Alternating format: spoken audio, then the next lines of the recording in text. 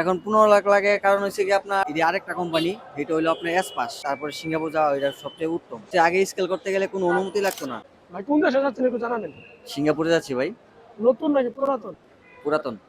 কত বছর ধরে আছেন? এই তো 6 বছর। 6 বছর? 6 বছর আগে সিঙ্গাপুর কত দিয়ে গেছিলেন? 4,20,000 মতো লাগছে আর কি। এখন 15 লাখ লাগার কারণ কি?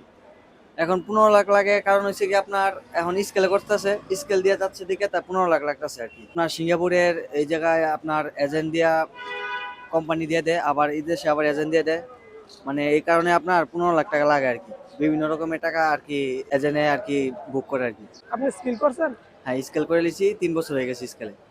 নতুন যে স্কিল করতে খরচ কেমন লাগে? লুক যদি থাকে আপনার 1200 হয়ে যায়, আর যদি আপনার লুক না থাকে তাহলে 1400 এরকম লাগে আর কি ডলার। বাংলাদেশে প্রায় 1,30,000 40,000 মতো লাগে আর কি। বর্তমানে শোনা যাইতেছে যে সিঙ্গাপুরে নাকি স্কিল করানো কঠিন হয়ে গেছে। স্কিল করা এরকম ঝামেলা হয়ে গেছে কেন স্কিলে? কারণ হচ্ছে আগে স্কেল করতে গেলে কোনো অনুমতি লাগতো না, কারোর কোনো পেপার এনিথিং কোনো অনুমতি লাগতো না। এখন স্কেল করতে গেলে বসের অনুমতি লাগে। বসের অনুমতি ছাড়া আপনার স্কেল করতে পারবেন না। আরেকটা জিনিস, নতুন যারা যাচ্ছে অনেকে 3 মাসের জন্য সিঙ্গাপুরে যাচ্ছে, গিয়ে স্কিল করে তারপর আবার আসতেছে, তারপর আবার যাইতেছে। এই বিষয়টা কেমন কি? এটা হলো আপনার, এটা আপনার একটা কন্ট্রাক্টে নেয় আর কি। এই যে আরেকটা কোম্পানি, এটা হলো আপনার এস পাস। ওই এস পাসে নিব আপনার 3 মাস বা 4 মাস ভিতরে আপনার স্কেল করে দিব।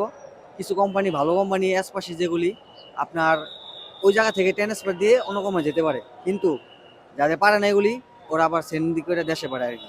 বাংলাদেশে পাঠায় আবার নতুন করে স্কেলে ঢুকায় আর কি। নতুন যারা বিদেশ যাবে, তাদের উদ্দেশ্যে কি বলতে চান?